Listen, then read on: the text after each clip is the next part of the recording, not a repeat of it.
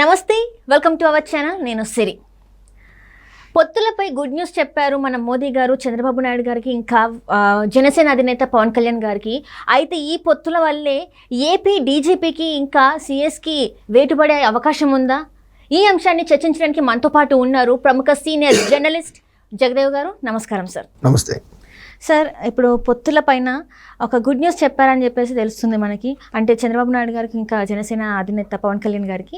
అయితే దీనిలో భాగంగానే ఏపీ డీజీపీకి ఇంకా సిఎస్కి వేటుపడే అవకాశం కనిపిస్తుందా సార్? అంటే వాళ్ళని తొలగించే అవకాశాలు ఉన్నాయంటారా? అంటే ఎలక్షన్స్ ముందు ఖచ్చితంగా వాళ్ళని మార్చుతారు ఎక్కడైనా సరే. And more over TDP Janasena ఈ రెండు కూడా బీజేపీ పొత్తులో భాగం అవబోతున్నాయని వార్తలు వినిపిస్తున్నాయి. బట్ దాని నుంచి ఎక్కడ ఇంకా టీడీపీ కూటమి కానీ అలాగే బీజేపీ వాళ్ళు కానీ ఎవరు చెప్పలేదు. కాకపోతే టీడీపీ అనేది బీజేపీ ఎన్డీఏ కూటమిలో ఒక భాగమే కాబట్టి సో పాత మిత్రులందరినీ మళ్ళీ బీజేపీ ఆహ్వానించి ఎలాగైనా మూడోసారి కేంద్రంలో ప్రభుత్వం స్థాపించాలని చూస్తోంది. దాంట్లో భాగంగానే చంద్రబాబు గారిని పిలిచారన్నట్టుగా కూడా మనం వార్తలు చూస్తున్నాం. అట్ ద సేమ్ టైం జనసేనని పవన్ కళ్యాణ్ గారిని కూడా పిలిచి మాట్లాడబోతున్నారు, పొత్తులు అంశంలో డిసైడ్ అవ్వబోతున్నారు అన్నట్టుగా వార్తలు వస్తున్నాయి. మేబీ అయినా అవ్వచ్చు. సో పొత్తులు ఫ్రెండ్షిప్ అంటే అర్థం ఏంటి? మా పని మీరు చేసి పెట్టాలి, మీ పని మేము చేసి పెడతాం అన్నట్టుగా ఒక ఒప్పందం. అంటే టీడీపీ జనసేన కూటమి ఈసారి రాష్ట్రంలో 25 లోక్సభ స్థానాలకు గాను ఒక 20 స్థానాలు కానీ దక్కించుకోగలిగితే రేపొద్దున కేంద్రంలో బీజేపీ ప్రభుత్వానికి వాళ్ళు ఈ కేంద్రంలో ఏ బిల్లు ప్రవేశపెట్టినా ఏ బడ్జెట్ ప్రవేశపెట్టినా మద్దతు ఇచ్చేలాగా, సపోర్ట్ ఇచ్చేలాగా, మేము మీకు సపోర్ట్ ఇస్తాం, మీరు మాకు సపోర్ట్ ఇవ్వండి, మేము మీకు ఇది చేసి పెడతాం, మీరు మాకేం చేసి పెడతారు అనే అంశంలో జనరల్గా ఎవరైనా పొత్తులంటే అదే కదా అర్థం, మాకేంటి మీకేంటి అని. సో ఈసారి పొత్తు ఖరారు అయితే కనుక ఫస్ట్ రాష్ట్ర పోలీస్ బాస్ డీజీపీ అలాగే చీఫ్ సెక్రటరీ ప్రభుత్వ అడ్మినిస్ట్రేషన్ సంబంధించి వీళ్ళిద్దరు కూడా ముఖ్యమంత్రి చేతిలో ఉన్నప్పుడు ముఖ్యమంత్రి చెప్పినట్టుగా వాళ్ళు ఆడుతూ ఉంటారు. సో వాళ్ళు ఏది చెప్తే అదే కేసులు బనాయించడం, లేదంటే పథకాల విషయంలో మాట్లాడడం, లేదంటే ఇంక వేరే రకాల అడ్మినిస్ట్రేషన్ విషయాలు, అన్ని రకాల విషయాలు వాళ్ళిద్దరు కీ రోల్ ఉంటుంది. సో వాళ్ళిద్దరినే మార్చారనుకోండి, అప్పుడు ఖచ్చితంగా జగన్మోహన్ రెడ్డి గారి మాట విన్న వ్యక్తులను పెట్టారనుకోండి, అప్పుడు వాళ్ళకి చెప్పు చేతుల్లో ఇంకేం ఉండదు. ఎందుకంటే ముఖ్యమంత్రి కానీ మంత్రులు కానీ డైరెక్ట్గా వాళ్ళు వెళ్ళి ఏం చేయరు, కింద స్థాయి వ్యక్తులకి, పోలీసు వాళ్ళకి, వాళ్ళకి వీళ్ళకి చెప్తారు, మీరు అది అమలు చేయాలి, మీరు ఇది అమలు చేయాలి అన్నట్టుగా.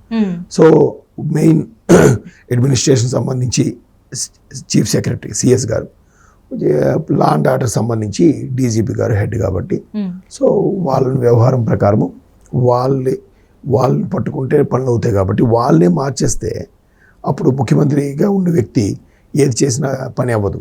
పైగా ఎలక్షన్స్ ఇంకా 2 నెలలే ఉన్నాయి. ఇప్పుడు ఎలక్షన్స్ టైంలో పోలీస్ బాస్ ఏది చెప్తే కింద స్థాయి వ్యక్తులందరూ అదే వింటారు, అదే ఫాలో అవుతారు. పోలీస్ బాస్ కూడా తప్పించారనుకోండి, అప్పుడు ఆయన పార్షియల్గా కాకుండా న్యూట్రల్గా ఉండి ఎలక్షన్స్ సవ్యంగా నిర్వహించేలా చూస్తారు. అలా చూసేటప్పుడు అందరికీ హ్యాపీగా ఉండేలా ఉంటుందని ఒక అభిప్రాయం.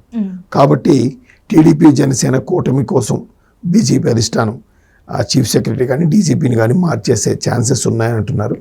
ఒక ఛాన్సెస్ లేకపోయినా ఎలక్షన్స్ ముందు ఖచ్చితంగా రాష్ట్ర ప్రభుత్వంతో ప్రమేయం లేని వ్యక్తుల్ని, రాష్ట్ర ప్రభుత్వంతో ఇన్ఫ్లుయెన్స్ అవ్వని వ్యక్తుల్ని పెడతారు. అంటే ఇక్కడ చూస్తున్నట్టయితే సార్, ఇప్పటి వరకు కూడా అంటే పొత్తులో ఉన్నామని చెప్పలేదు ఎక్కడ కూడా మనకి వైసీపీతోని. కానీ మన వైసీపీ ప్రభుత్వం ఏం అడిగినా కూడా, అంటే నాయకుడు జగన్మోహన్ రెడ్డి గారు ఏం అడిగినా కూడా తనకి చీకటి ఒప్పందంతో అంటే వెనకాల వాళ్ళు సపోర్ట్ చేశారని చెప్పేసి మనకు తెలుసు, ఇప్పటివరకు చూస్తున్నాం. కానీ ఇప్పుడు సడన్గా టీడీపీతో పొత్తు అనేసరికి జనాల్లో ఒక డౌట్, అంటే ఇన్ని రోజులు మా అభివృద్ధికి ఎలాంటి పాటు అంటే చేయుతనివ్వని ఒక మోదీ ప్రభుత్వం ఇప్పుడు మళ్ళీ టీడీపీతో కలిసి ఇక్కడ మళ్ళీ హెల్ప్ చేస్తారంటే అభివృద్ధికి చేయందిస్తారా, అందించారా, లేకపోతే జస్ట్ వాళ్ళ రాజకీయ లాభం కోసం, లబ్ధి కోసమే ఈ పొత్తు అని చెప్పేసి కూడా కొంత డౌట్ అయితే రేజ్ అవుతుంది. సో ఇందులో వాస్తవం ఉందంటారా సార్? 2 వెర్షన్లు కరెక్టే. ఒకటి బీజేపీ కూడా ఏం చేస్తుందంటే 2 సార్లు వచ్చినప్పుడు 3వసారి కొంత వ్యతిరేకత ఉంటుంది. ఆ వ్యతిరేకతతో భయంకి వాళ్ళు ఈసారి ప్రభుత్వం వస్తుందా లేదన్న భయంతో ఉన్నారు. అలాంటి భయం ఉన్నప్పుడు ఖచ్చితంగా ఇలాంటి మిత్రపక్షాన్ని పూర్తి తీసుకుంటాయి. అండ్ మోర్ ఓవర్ మోదీ గారు 400 లోక్సభ స్థానాలను కైవసం చేసుకుంటామని చెప్పారు. అవును సార్, అవును. ఎలా? మిత్రపక్షాలన్నింటినీ కలుపుకుంటూనే అన్ని అవుతాయి, లేదంటే ఒక్క బీజేపీకి అన్ని స్థానాలు వచ్చే ఛాన్సెస్ చాలా తక్కువ. ఓకే. సో ఈ పాత మిత్రులందరినీ మళ్ళీ కలుపుకుపోయేలాగా ప్లాన్ చేసుకుంటున్నారు. ప్లాన్ చేసుకొని అప్పుడు ఈ మీరు ముందే చెప్తారు, వీళ్ళు ఒప్పందంలో ఉంటుంది కదా, మీరు మాకు మద్దతు ఇస్తే మేము కూడా మీకు ఫుల్గా సపోర్ట్ చేస్తాం, మీకు కావాల్సినవన్నీ ఇస్తాం. మా బీజేపీని కూడా సౌత్లో పాగా వేసేలాగా, సౌత్లో మెల్లగా ఎంటర్ అయ్యేలాగా చేయాలని. ముందు ఒకవేళ టీడీపీ జనసేన కూటమి గెలిస్తే మీకు సీట్లు సర్దుబాటు అయితే కష్టం, ఎందుకంటే టీడీపీ జనసేన బీజేపీతో కలిస్తే కొంత వ్యతిరేకత ఏర్పడుతుంది. ఆ వ్యతిరేకత వల్ల ఆ ఓటింగ్ పర్సంటేజ్ తగ్గిపోవచ్చు. ఎందుకంటే మీరు అన్నట్టుగా బీజేపీ ఆంధ్రాకి ఏం చేయలేదు, స్పెషల్ స్టేటస్, స్పెషల్ ప్యాకేజీలు ఏమీ ఇవ్వలేదు. కాబట్టి కాంగ్రెస్ మీద ఉన్న వ్యతిరేకతే బీజేపీ మీద కూడా ఉంది. కాబట్టి బీజేపీతో కలవకుండానే బయట నుంచి మద్దతుగానే పోటీ చేస్తారు. గెలిచిన తర్వాత రాజ్యసభ చేయొచ్చు, లేదా ఎమ్మెల్సీలు ఏమైనా ఇవ్వచ్చు బీజేపీ వాళ్ళకి, అట్లా కేటాయించవచ్చు. కానీ ఇది కూడా రాజకీయంలో అంత డీలే. ఎక్కడైనా సరే బిజినెస్ కానీ రాజకీయం కానీ, మీకు ఇది చేసి పెడతాం, మాకు ఇది చేసి పెట్టండి, మేము మీకు ఇది గెలిచాక మీకు ఇంత మద్దతు ఇస్తాం, మీరు మాకు మద్దతు ఇవ్వండి, మాకు ఇవ్వాల్సిన స్పెషల్ స్టేటస్, స్పెషల్ ప్యాకేజీలు కానీ, పోలవరం ప్రాజెక్ట్ గురించి కానీ, అలాగే రైల్వే జోన్ గురించి కానీ, వాటి గురించి ఒక క్లారిటీ కోసం వీళ్ళు కూడా వీళ్ళు గెలిచిన తర్వాత మాకు మద్దతు ఇస్తారా లేదా అన్న డౌట్ వీళ్ళకి కూడా ఉంటుంది. అందుకే ఆచితూచి అడుగులు వేస్తారు, అంత త్వరగా రెచ్చిపోయి స్టేట్మెంట్లు ఇచ్చారు. జాగ్రత్తగా మీరు అన్నట్టుగా చీకటి ఒప్పందాలో లేదా తెర వెనక ఏం జరుగుతుందనేది ఎవరు చెప్పట్లేదు, ఓన్లీ ఊహాగానాలు మాత్రమే. చంద్రబాబు గారు వెళ్ళారు, పిలిచారంటే దీనికోసం అయి ఉంటుంది. పవన్ కళ్యాణ్ గారు వెళ్ళారు, పిలిచారంటే దీనికోసం అయి ఉంటుంది. జగన్మోహన్ రెడ్డి గారు వెళ్ళారు, మాట్లాడారు, పొత్తుల కోసమా కాదా, లేదా రాష్ట్ర ప్రయోజనాల కోసమా అనేది ఇవన్నీ ఊహాగానాలే. కాబట్టి ఎవరికెవరు స్టేట్మెంట్ ఎవరు, ఆ లోపల ఏం జరిగారనేది వాళ్ళకే క్లారిటీ ఉంటుంది. బయటికి వచ్చే వరకు తెలియదు. కాకపోతే బయటకు వచ్చాక ప్రెస్ మీట్ పెట్టేటప్పుడు ఆ జర్నలిస్టులతో రెస్పాండ్ అయ్యేది ఉంటుంది కదా, వాళ్ళు యాక్టివ్గా రెస్పాండ్ అయ్యారనుకోండి పొత్తులు సఫలమైనట్టు. లేదు సారీ నో కామెంట్ అని వెళ్ళిపోయారు అనుకోండి, లోపలేదో వీళ్ళకి ఇబ్బందికర పరిస్థితులు వచ్చాయి అని కూడా మనం అనుకోవాలంతే. దాన్ని ఒక్కొక్క మీడియా మిత్రుడు ఒక్కొక్కలాగా రాస్తారు, దాన్ని మనం అలా అన్వయించుకోవడమే తప్ప దేంట్లో కూడా క్లారిటీ ఉంది. అంటే గతంలో చూసినట్టయితే బీజేపీ నుంచి ఎన్డీఏ నుంచి వెళ్ళి బయటకు వచ్చింది చంద్రబాబు నాయుడు గారు, ఎందుకంటే ప్రత్యేక హోదా ఇవ్వలేదు, ప్యాకేజ్ సరి ఇవ్వలేదు అని చెప్పేసి బయటకు వచ్చారు. మళ్ళీ ఈ రోజు మళ్ళీ బీజేపీతోనే పొత్తు పెట్టుకోవడానికి గల కారణం అంటే ప్రజల్లో ఉంటుంది కదా, ఫస్ట్ అట్లా బయటకు వచ్చేసి మళ్ళీ ఇప్పుడు మిత్రపక్షంగా చేసుకుంటే.